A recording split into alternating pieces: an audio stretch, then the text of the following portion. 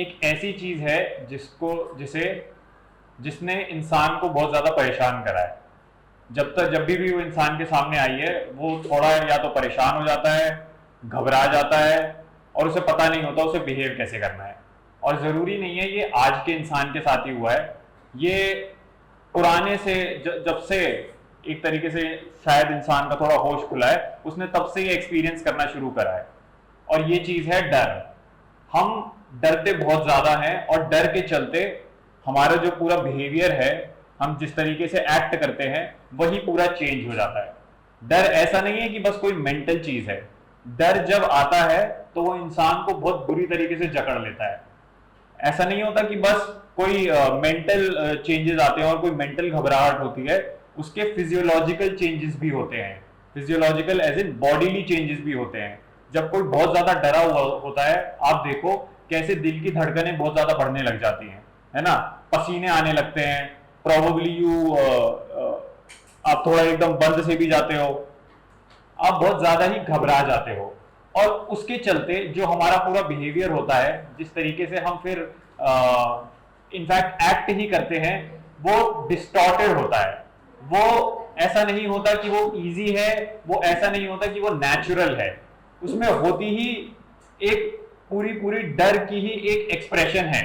जिस तरीके से हम एक्ट करने लग जाते हैं डर के आते ही, हम कहीं ना कहीं खुद को बहुत मजबूर भी समझने लगते हैं।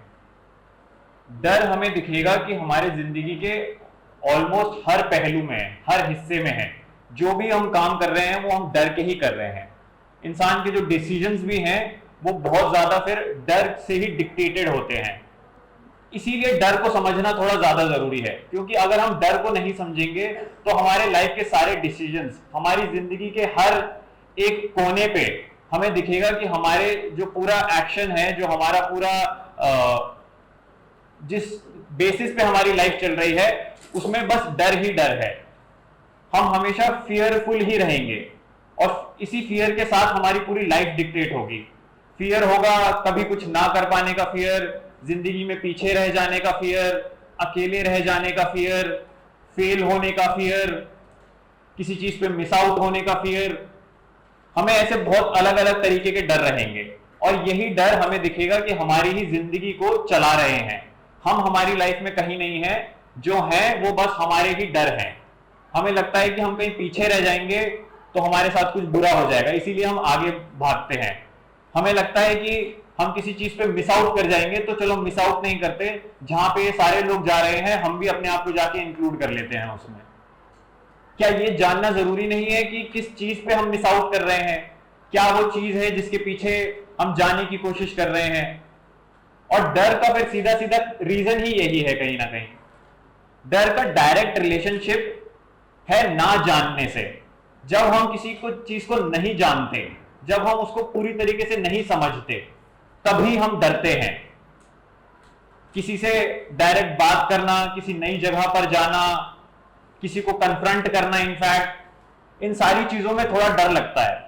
क्यों लगता है?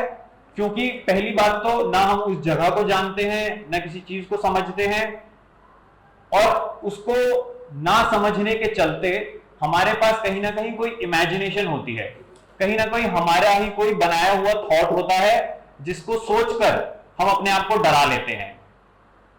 तो डर हमेशा कहीं ना कहीं हमारे ही बिलीफ से चलता है।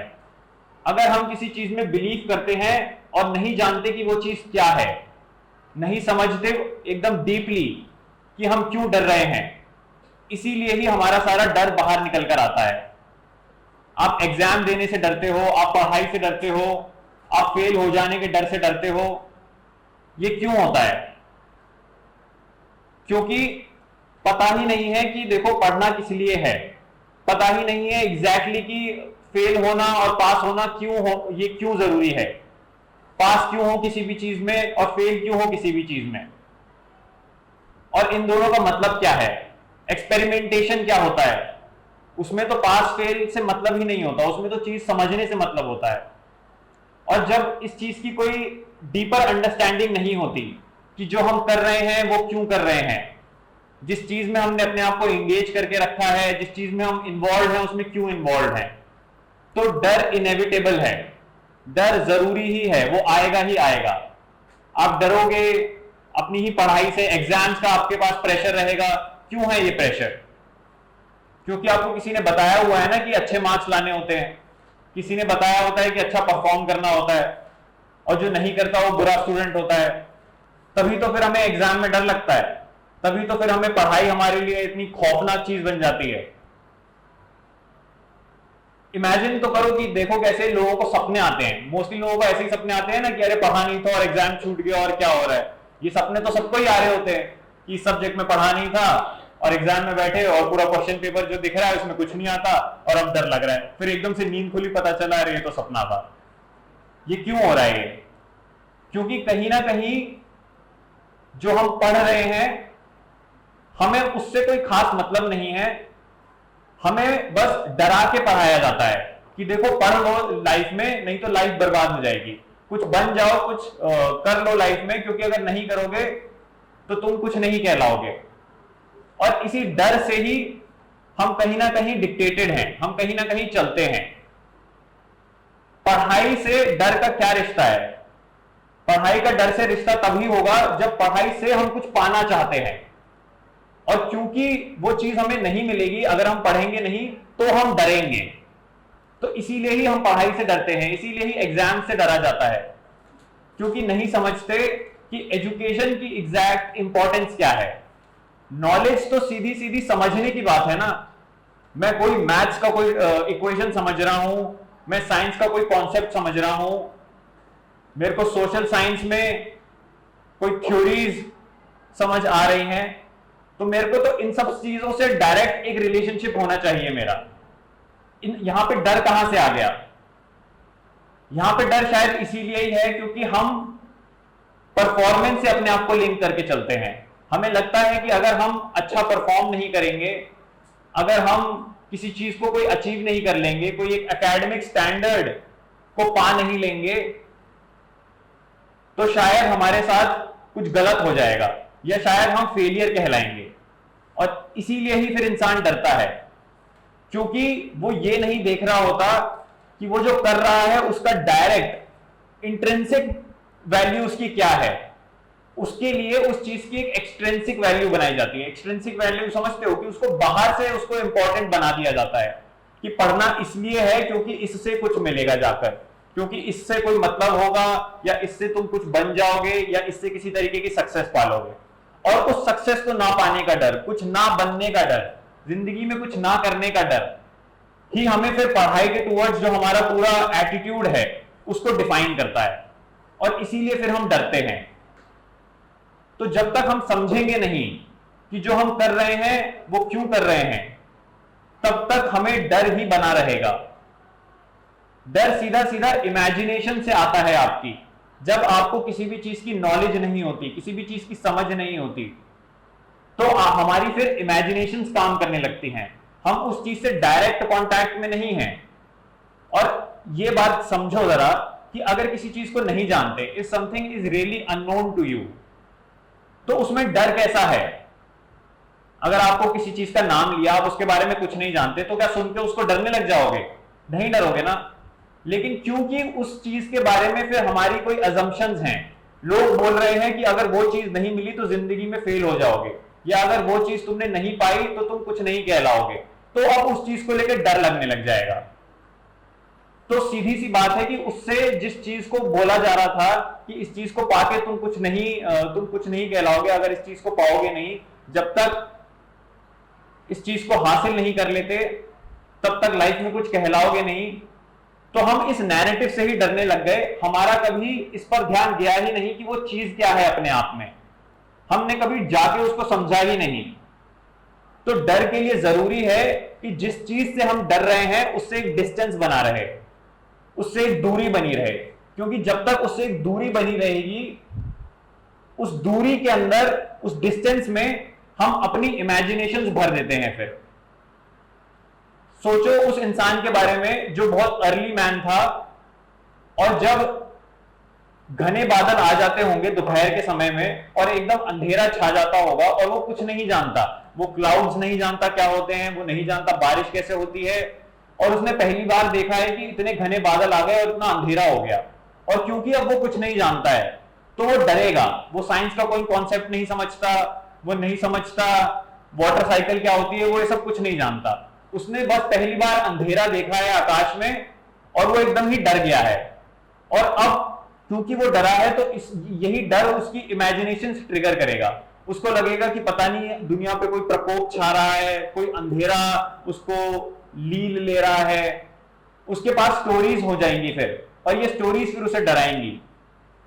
तो जब हम कोई चीज को डायरेक्टली नहीं समझते हैं कि ये क्यों हो रही है, ये इसका कारण क्या है, तो वहां पर फिर सीधा डर ही होता है हमारे अंदर, फिर हम डरे ही रहते हैं। तो इसीलिए डर को समझना थोड़ा जरूरी है, नहीं तो हमारी जिंदगी के हर डिसीजन में डर होगा। हम जो करियर अपॉर्चुनिटी चुनेंगे, जो हम कॉलेज में हम एडमिशन लेंगे, जो हमारे रिलेशनशिप होंगे, ये सारे ही कहीं ना कहीं डर के ही एक्सप्रेशन होंगे अलग अलग। हमने कॉलेज इसलिए चुना होगा क्योंकि हमें लगता है कि इस कॉलेज में जाके अच्छा एडमिशन मिल जाएगा और अच्छा एडमिशन से हमें कोई लाइफ में कोई सक्सेस मिल जाएगी, और अगर वो सक्सेस नहीं मिली तो शायद probably life would not be worth anything. और ये सोच के फिर हम उस कॉलेज में एडमिशन लेंगे। जो हम नौकरी करेंगे वो इस चीज के डर से करेंगे कि अरे कहीं भूखे तो नहीं मर जाएंगे, और भूखे मर जाने के चलते, हमें इस डर के चलते फिर हम नौकरी करेंगे। हमें नहीं पता होगा कि जो हमने काम चुना है अपने लिए वो क्यों चुना है, वो बस सिंपली इसलिए चुना होगा क्योंकि डर होगा कि अरे पैसे नहीं कमाएंगे तो वैल्यू नहीं होगी हमारी, पैसे नहीं कमाएंगे तो हम खाएंगे क्या, तो इस डर के चलते हम पैसे कमाने लग जाएंगे। हमारे जो आसपास के फ्रेंड्स भी होंगे, जो हमारे रिलेशनशिप्स भी होंगे, वो कहीं ना कहीं इसीलिए ही होंगे क्योंकि हम डरेंगे कि अरे अकेले रहने से डर लगता है कि अरे अकेले रह जाओगे तो तुम्हें लाइफ बहुत मुश्किल हो जाएगी। हमारा अकेले रहने का डर ही हमें सारे रिलेशनशिप्स हमारी लाइफ में बनवाता है। हमारे दोस्त और जो भी हमारे ही जो रिलेशनशिप्स आते हैं लाइफ में, वो कहीं ना कहीं इसीलिए बनते हैं क्योंकि हमें अकेले रहने से डर लगता है। तो ये सारी चीजें एक्सप्लोर करना जरूरी है। हमें कन्फ्रंटेशन से डर लगेगा। अगर कोई बात हो गई है और सामने वाले से कोई डिफरेंस आ गया है, कोई कॉन्फ्लिक्ट आ गया है, या कुछ किसी से बस एक सिंपल बात ही करनी है सामने जाके, तो हमें कॉन्फ्रंटेशन का डर रहेगा। ये फियर ऑफ कॉन्फ्रंटेशन क्या है? क्योंकि हम कभी खुद को कन्फ्रंट नहीं करते हैं, that is why we fear confrontation with the other. हम कभी खुद का सामना नहीं करते हैं कि हमारे अंदर क्या है ऐसा जिसको हम जानते नहीं हैं, इसीलिए ही हमें सामने वाले से भी कन्फ्रंट करने में डर लगता है। जो फियर ऑफ कॉन्फ्रंटेशन है वो है ही यही, क्योंकि हम खुद को नहीं कन्फ्रंट करते हैं, हम खुद को नहीं जानते हैं, इसीलिए फिर सामने वाले को कन्फ्रंट करने में हमें डर लगता है, because we never confront ourselves and that is why we fear the confrontation. जो फियर ऑफ मिसिंग आउट है, हम कहते हैं ना फोमो हो गया, फोमो, क्या किस चीज पे मिस आउट कर रहे हैं? क्या हमने कभी जाना भी है कौन सी चीज है जिस पे मिस आउट कर जाएंगे तो बहुत बुरा हो जाएगा हमारे साथ? अगर 10 लोग किसी चीज के पीछे भाग रहे हैं तो क्योंकि वो बस उस चीज के पीछे भाग रहे हैं, इसीलिए हम भी उस चीज के पीछे भागने लग जाते हैं, क्योंकि हमें लग रहा है कि अरे अगर हम भागेंगे नहीं तो we'll miss out on something. But वो कहां भाग रहे हैं? कहीं वो खाई में गिरने तो नहीं भाग रहे, ये क्या देखना जरूरी नहीं है। बट हम शायद ये देखते ही नहीं है कि दुनिया किस चीज के पीछे भाग रही है। बस दुनिया भाग रही है, इसीलिए हम भी उसके साथ साथ भागने लग जाते हैं, क्योंकि हमें किस चीज पे मिस आउट कर रहे हैं, इसीलिए ये समझना जरूरी तो है। क्या पता सबके सब कहीं कुएं में ही कूदने जा रहे हो, तो कुएं में कूदना पे मिस आउट करना तो अच्छी बात नहीं है क्या? तो इसीलिए पहले देखना तो चाहिए कि अगर सामने वाले बहुत सारे लोग कुछ चीज करने में अपने आप को इन्वॉल्व कर रहे हैं, किसी चीज में बिजी हैं, तो बस आंख बंद करके उनके पीछे ना चले जाना और पहले ये रुक के पूछना कि अरे what I am really missing out on actually. अगर कोई बहुत ज्यादा फन हो रहा है और लग रहा है कि अरे I am missing out on this fun, तो ये फन क्या है? ये जो मजा बोला जा रहा है कि इस चीज में बहुत ज्यादा मजा मिलेगा, उस चीज में कोई मजा है भी ये पता तो करें पहले, या पहले ही बस इस चीज के लेकर डरने लग जाएं कि अरे नहीं I will miss out on that thing. Fear, आपकी जो फियरफुल स्टेट होती है वो हमें पूरी तरीके से डिस्टॉर्ट कर देती है, वो हमारा पूरा बिहेवियर ही बदल देती है। आप बैठे होगे, आपको पता भी नहीं होगा कि आप ऑटोमेटिकली लाइफ के बारे में डरने लग जाओगे। आप सोचोगे कि अरे फ्यूचर में मैं क्या करूंगा, मेरी लाइफ का आगे क्या होगा, मैं तो अभी कुछ हूं ही नहीं, मुझे नहीं पता लाइफ में आगे क्या करना है, मैं कैसे कुछ भी कर पाऊंगा, मैं कैसे कहीं कमा पाऊंगा, मैं कहां स्टैंड करूंगा दुनिया में। आप बैठे बैठे ही अपने आप को बहुत ज्यादा डरा लोगे, और आप भले ही एक अच्छे एयर कंडीशन रूम में बैठे होगे, लेकिन आपकी पसीने से हालत बुरी हो जाएगी, क्योंकि आप अपने आप को इतना ज्यादा डरा चुके हो। और जो फिर इंसान खुद को नहीं समझता है, वो फिर ऐसे ही अपने आप को बहुत ज्यादा डराएगा, वो घबराया हुआ ही होगा, उसी के ही थॉट्स, उसी के ही विचार उसको डिस्टर्ब करके रखेंगे, क्योंकि वो ये नहीं देख पाता है कि वो जो उसकी सारी इमेजिनेशन है, ये है सिर्फ इमेजिनेशन, ये उसने बस सोचा है। और वो क्योंकि नहीं जानता कि ये सारे थॉट्स कैसे उसके दिमाग में आते हैं, और कैसे एक खाली मन खुद को डराकर ही रखता है हमेशा, इसीलिए फिर वो अपने ही थॉट्स से अपने आप को डरा के रखेगा। वो नर्वस हो जाएगा कि अरे किसी को कुछ हो ना जाए, मेरी कोई खुशियां मेरे से ना छीन ले, मेरे से कोई, मेरे साथ कहीं कुछ बुरा ना हो जाए, मेरे फैमिली मेंबर्स के साथ कुछ बुरा ना हो जाए कुछ, ये सब सोच के फिर वो अपने आप को बहुत ज्यादा डरा लेगा। और यही डर हमारी सारी इग्नोरेंस से ही आता है, क्योंकि हम कुछ समझते नहीं हैं, हम जानते नहीं हैं किसी भी चीज को। ये ना जानना ही फिर हमारी सारी इमेजिनेशंस को फ्यूल करता है। हम ये भी तो कहते हैं ना कि फियर ऑफ अननोन है, फियर ऑफ अननोन भी तो यही है। जो अननोन है उससे डर किस बात का, हम उससे डर ही इसलिए रहे हैं क्योंकि हमारी इमेजिनेशन है उसको लेके हम कुछ मान रहे हैं कि वहां जाके हमारे साथ ये बुरा हो जाएगा, हमें पता नहीं है। और ये मानी हुई बात ही, ये अजम्पशन ही हमारी हमें डराती है। हर डर के पीछे छुपी हुई कहीं ना कहीं एक अजम्पशन ही है। उस अजम्पशन को समझना पड़ेगा कि ये अजम्पशन क्या है और ये अजम्पशन कहां से आ रही है। अगर उस अजम्पशन को नहीं समझेंगे तो खुद को हमेशा डरा कर ही रखेंगे, और फियर ही है फिर हमारी जो लाइफ को पूरे टाइम डिक्टेट करते रहेगा। हमारी लाइफ में फ्रीडम नहीं होगा, हमारी लाइफ में होगा तो बस fear, fear of missing out on things, fear of losing something, fear of being alone, fear of not doing good in life. क्योंकि हम जो चीज में जिसमें अपने आप को इन्वॉल्व करके रखा है, हम उसमें कहीं ना कहीं जबरदस्ती ही इन्वॉल्व हैं, हम उसमें एज अ फॉर्मेलिटी ही इन्वॉल्व है।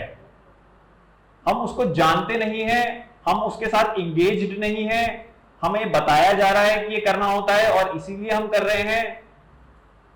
तो फियर तो नेचुरल ही है, हमारे अंदर आएगा ही।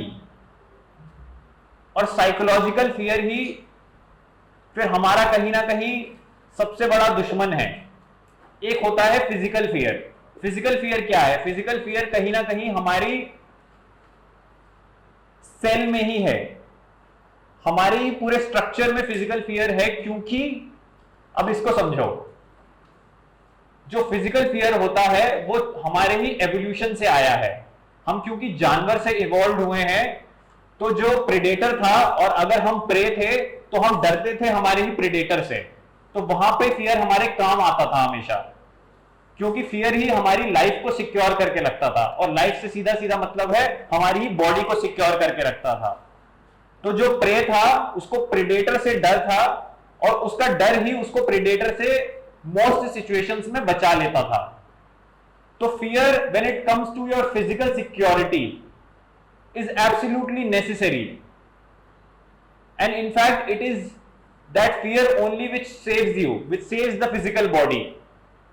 तो क्योंकि हम जब जंगल में थे, when we were evolving, it is that fear only which saved us from a bigger predator, which saved us। जो फिर रात में भी हमें डर लगता है, वो किस चीज का डर है? ध्यान से सोचो जरा। जो ह्यूमन बीइंग है वो अभी अंधेरे से इसीलिए ही डरता है क्योंकि जब वो जंगल में था तो उसको डर था कि अंधेरा ही उसे कहीं ना कहीं उसके प्रेडेटर से उसका सामना करवा देगा, वो उससे फेस टू फेस आएगा और उससे सामना हो जाने के बाद it will be a threat to its life. और यहीं से ही हमारा फिजिकल फियर आता है।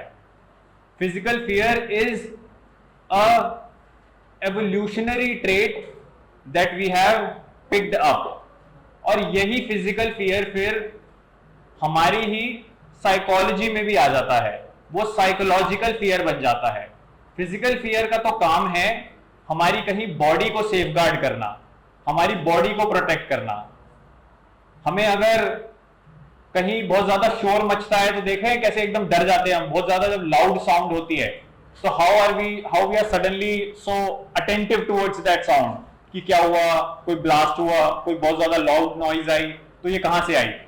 तो ये भी it trails back to when we would hear the predator in the jungle scream, और जब वहां पे हमें आवाज आती थी तो हम एकदम से अटेंटिव हो जाते थे। Have you seen the cat और अ डॉग, कैसे वो किसी एक हल्की सी साउंड पे भी they are attentive and they are watchful कि कहीं कोई आ तो नहीं रहा या क्या हो रहा है।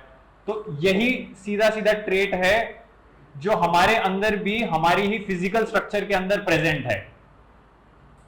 लाउड साउंड्स का, आग का, फायर का भी है। जब हमें अचानक से हमारे पास फायर आती है तो इंसान को डर तो लगता है ना, तो वो फायर भी कहीं ना कहीं उस वही पुरानी जंगल की फायर थी जिससे हम डरते थे, which was a threat to our life, which was a threat to our body, and that is why we fear fire today। और ऐसे ही जो भी हमारे फिजिकल फियर्स हैं वो आते ही हमारे सारे पास्ट से हैं, the past of our evolution. तो अब फिजिकल फियर तो वो है जो हमारी बॉडी को सेफगार्ड करता है, बट कहीं ना कहीं एक साइकोलॉजिकल फियर है जो हम अपने अंदर लेके चलते हैं। वही फिजिकल फियर जब हमारे मेंटल में एंटर करता है वो साइकोलॉजिकल फियर बन जाता है। अब फिजिकल फियर तो ये था कि हमारी बॉडी ना कहीं खत्म हो जाए, लेकिन साइकोलॉजिकल फियर क्या है, हम किस चीज के खत्म होने से अपने अंदर डरते हैं। बॉडी तो एक चीज है, बट हमारे अंदर ऐसा क्या है जो अगर खत्म हो जाएगा उससे फिर हम डरेंगे। कहीं ना कहीं हमारी ही कोई पिक्चर है जो हम अपने अंदर बनाकर चलते हैं, जो हमें लगता है अगर वो खत्म हो जाएगी तो हमारे साथ कुछ बुरा हो जाएगा। और ये इमेज कैसी होती है, फिर कहीं ना कहीं हमें लगता है कि अगर हमारी कोई रिस्पेक्ट या रेपुटेशन अगर मिट जाएगी तो हमारे साथ कुछ बुरा हो जाएगा। हम अक्सर अपनी इंसल्ट से डरते हैं, हम एम्बैरेसमेंट से डरते हैं। ये एम्बैरेसमेंट, ये फियर ऑफ इंसल्ट, ये fear of losing our reputation, ये सब क्या है? ये सब है ही एक साइकोलॉजिकल एंटिटी जिसको हम अपने अंदर खड़ा कर लेते हैं और उसके मिटने से हमें डर लगता है।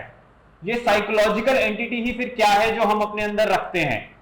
ये कोई इमेज है हमारी ही जो हमने अपने बारे में बनाई हुई है, जिसके मिटने से, जिसके खत्म हो जाने से हमें डर लगता है। जब आपको कोई इंसल्ट भी करता है, जब आपको कोई बुरी बात बोलता है, तो हम क्यों ऑफेंड हो जाते हैं?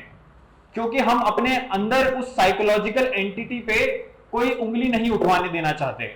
हम नहीं चाहते उसको कोई बुरा बोले। और वो एंटिटी क्या है? वही एंटिटी तो ईगो है, वही एंटिटी तो मैं है। ये जो मैं है हमारे अंदर, ये बहुत ही घबराया हुआ रहता है। इस पे जब कोई उंगलियां उठती हैं, इसकी जब कोई एम्बैरेसमेंट होती है, या इस पे जब किसी तरीके का कोई ब्लेम लगता है, तो ये डर जाता है।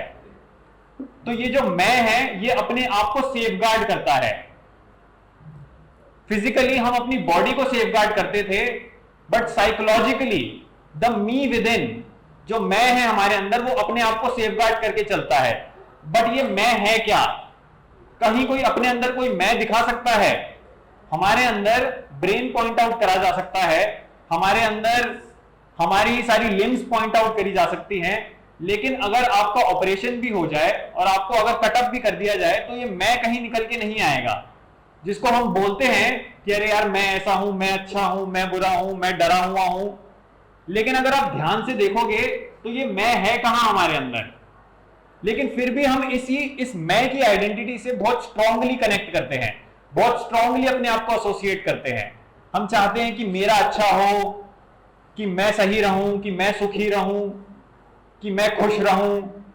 हम इतना मैं करते तो हैं, लेकिन ये मैं है क्या? ये मैं तो अगर हम ध्यान से देखें तो हमारे अंदर कुछ है ही नहीं। बहुत क्लोजली अगर आप देखो, इंस्पेक्ट करो, एग्जामिन करो अपने आप को।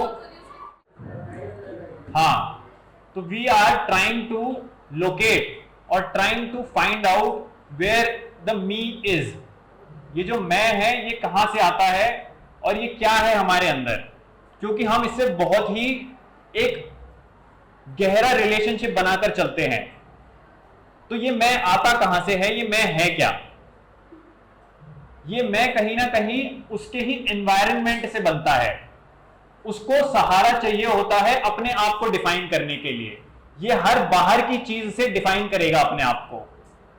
तो ये अपने आप को डिफाइन करेगा कि मेरी फैमिली, कि मेरे फ्रेंड्स, कि मेरी क्लास, कि मेरे कपड़े, कि मेरी एजुकेशन। जब तक ये इतना मेरा मेरा करता है और जितना ये मेरा करेगा उतना ही ये फिर खड़ा होता है, समझ रहे हो? उतना ही ये बनता है अपने अंदर। और पहली जो इसकी एसोसिएशन होती है वो होती ही इसकी बॉडी से है। जो मैं है वो ये बोलता है ना कि मैं ये बॉडी हूं, कि मैं ये फेस हूं, मैं मेरा नाम हूं।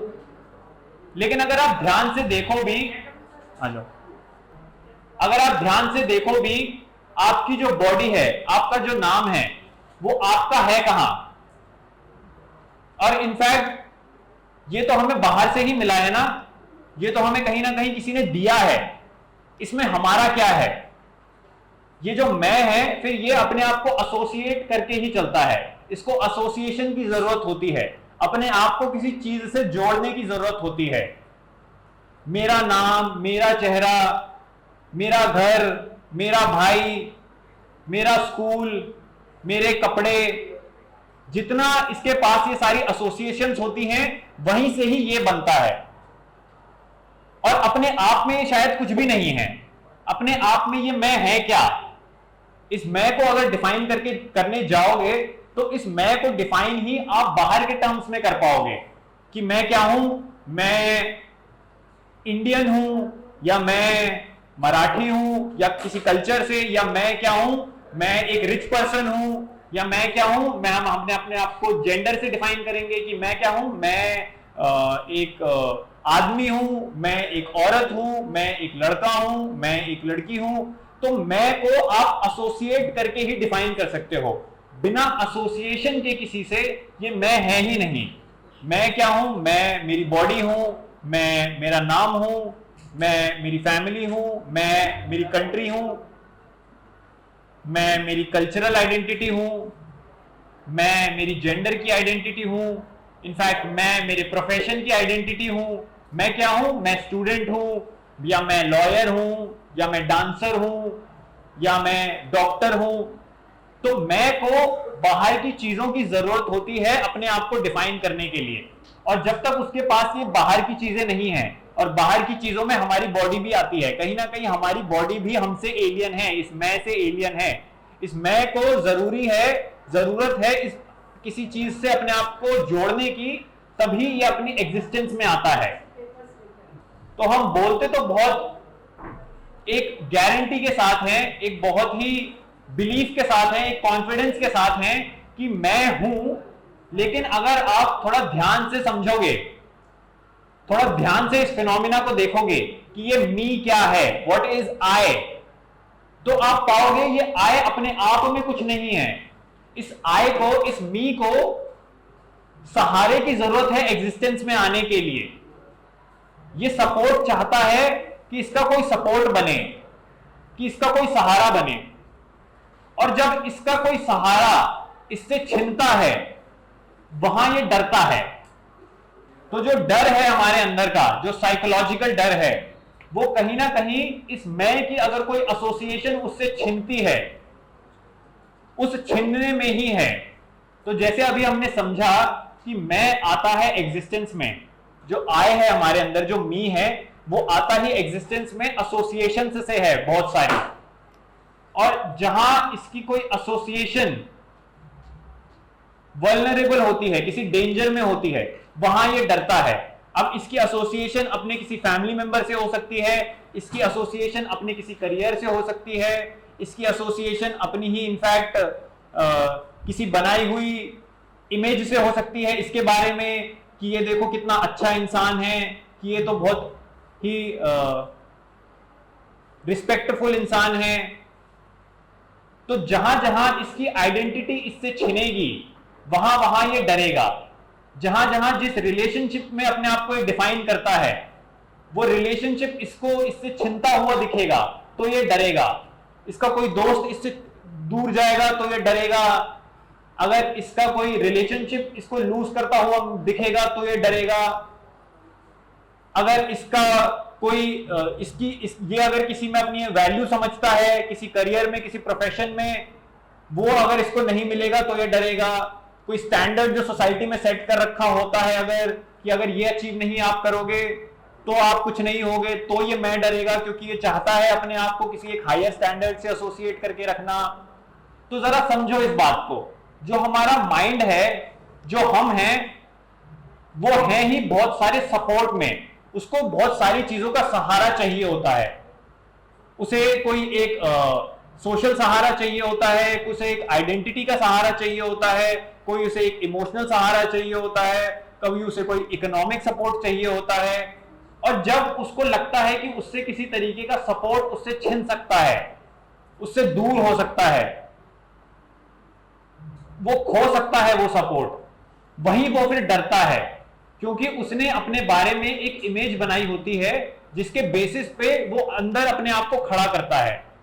और जहां उसको लगता है कि हाँ उससे ये उसका सपोर्ट छिन रहा है, कि जिस चीज पे वो डिपेंडेंट था, जिस चीज पे वो निर्भर था, जिस चीज पे वो आश्रित था, वो चीज उससे छिन रही है, तो वो डर जाएगा। कोई भी अगर सपोज करो, जैसे अगर हम अपने जेंडर से बहुत ज्यादा एसोसिएट करके रखते हैं, और ये बॉयज में होता है कि एक दूसरे को हम इंसल्ट ही ऐसे करते हैं कि तू लड़की है, तू लड़की है, और हम बुरा मानने लग जाते हैं कि अरे इसने मेरे को लड़की कैसे बोला। तो ये क्या हो रहा है, आपकी कोई एक जेंडर आइडेंटिटी है एक लड़के के बारे में, वो आपसे छीन रहा है, तो आप उससे चिढ़ रहे हो, आपको डर लग रहा है कि मेरी तो ये जेंडर आइडेंटिटी बहुत स्ट्रांग थी ना कि मैं लड़का हूं, और कोई मुझे बता रहा है कि नहीं तुम लड़के नहीं हो, तुम तो लड़की हो। तो इसीलिए फिर हमें चिढ़ मचती है। चिढ़ कहीं ना कहीं डर का ही एक फंक्शन है। जो आप चिढ़े हो वो आप डरे हो, क्योंकि आपकी कोई आइडेंटिटी है अपने अंदर जो चैलेंज हुई है, और ये आइडेंटिटी है आपके लड़के होने की। इनफैक्ट लड़कियों में भी अगर कोई बोलते तू तो लड़के जैसी है, तू तो मर्द है, तू तो ऐसी है, तो हम कहीं ना कहीं ऑफेंड हो जाते हैं ना। वो हम क्यों ऑफेंड हो रहे हैं, क्योंकि लड़की अपनी इस जेंडर आइडेंटिटी से बहुत ज्यादा क्लोजली एसोसिएटेड है। वो अपने आप को मानती है कि हाँ मैं एक जेंडर हूं, और जब इस आइडेंटिटी पे कोई थ्रेट आता है, इस आइडेंटिटी को कोई चैलेंज करता है, तो फिर वो ऑफेंड होगी, तो फिर वो चिढ़ेगी कि मेरे को ये मत बोलो। ऐसे ही फिर हम देखो कि कैसे हमारी कंट्री की आइडेंटिटी से भी एसोसिएट करते हैं। अगर आपको कोई रैंडमली ऐसे, ये जैसे बहुत चलता है ना आजकल, कोई क्यों किसी को किसी भी दूसरे देश का बोलने लगता है कि अरे तू तो पाकिस्तानी है। ये क्या हो रहा है, क्योंकि हम अपनी इंडियन होने की आइडेंटिटी से बहुत ज्यादा अटैच्ड हैं। क्योंकि ये जो आइडेंटिटी है हमारी, हमारी कंट्री की, उससे हम बहुत क्लोजली एसोसिएटेड हैं, उससे हम एकदम ही गहरे रूप से जुड़े हुए हैं। और जब इस आइडेंटिटी को कोई चैलेंज कर रहा है हमारे अंदर कि आप ये नहीं हो, आप कुछ और हो, तो हम रिएक्ट करते हैं, तो हम एक प्रतिक्रिया करते हैं। और ये जो हमारा रिएक्शन है वो आ ही इसलिए रहा है क्योंकि हमारी जो आइडेंटिटी है, जो हमारा जो बेसिस है होने का, उसको ही कोई चैलेंज कर रहा है, उसी को ही बोल रहा है कि ये इनवैलिड है, कि ये तुम नहीं हो। इसीलिए फिर हम डरते हैं, इसीलिए फिर हम रिएक्ट करते हैं जिस तरीके से हम रिएक्ट करते हैं, चिढ़ के, ऑफेंड होके, परेशान होके। तो जो भी हमारी आइडेंटिटी हमसे छीन रहा है, हम उसके टुवर्ड्स वायलेंट होंगे। अब इससे क्या पता चलता है कि जो डरा हुआ इंसान होगा वो वायलेंट भी होगा, वो कहीं ना कहीं हिंसक भी होगा, क्योंकि उसकी जो सारी हिंसा है, जो उसका जो पूरा वायलेंट बिहेवियर है, वो उसके डर से ही आ रहा है। क्योंकि उसको लग रहा है कि उससे कुछ छिन रहा है, उसको लग रहा है कि उससे कोई चीज दूर करी जा रही है, जिससे उसने अपने आप को जोड़ा हुआ था, वो चीज अब उससे छिन रही है, तो वो रिएक्ट करेगा, वो प्रतिक्रिया करेगा कि नहीं ये तुम मुझसे नहीं छीन सकते, कि नहीं ये तुमसे मुझसे दूर नहीं ले जा सकते। आपसे जब कोई आपकी ही कोई चीज छीन रहा होता है तो हम क्यों इतने वायलेंटली रिएक्ट करते हैं? क्योंकि हम उस चीज में कंफर्ट ढूंढ रहे होते हैं, और वो कंफर्ट साइकोलॉजिकल कंफर्ट होता है फिर। और वो हमसे जब कोई छीनता है तो हमें पसंद नहीं आता और हम रिएक्ट करते हैं उस तरीके से, उस वायलेंट तरीके से, उस एग्रीवेटेड तरीके से। इसीलिए जब हमसे कोई चीज छीनता है जो हमें प्यारी होती है और जो हम रिएक्ट करते हैं, वो एक्चुअली हम रिएक्ट करते हैं क्योंकि हमें डर है कि हमसे हमारा कोई साइकोलॉजिकल कंफर्ट ही छीन रहा है। और हम क्योंकि इतने सारे सहारों पे खड़े हैं अंदर से, जब वो कोई सहारा हमसे दूर ले जाता है या उस सहारे को हमें लगता है कि हमसे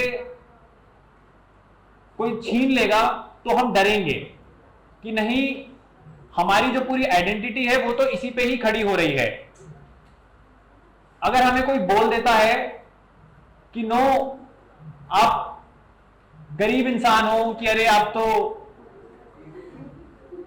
तो किसी काम के नहीं हो, या हमें बोल दिया जाता है कि आप तो बड़े ही थर्ड क्लास हो, तो हम क्यों ऑफेंड होने लगते हैं?